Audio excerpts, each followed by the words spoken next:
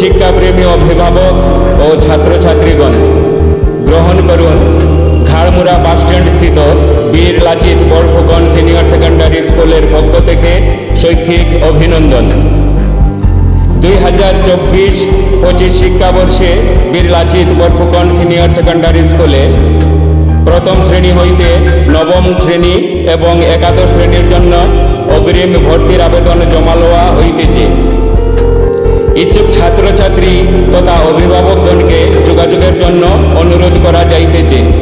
যোগাযোগের নম্বর 9707545519 এবং 8638082726।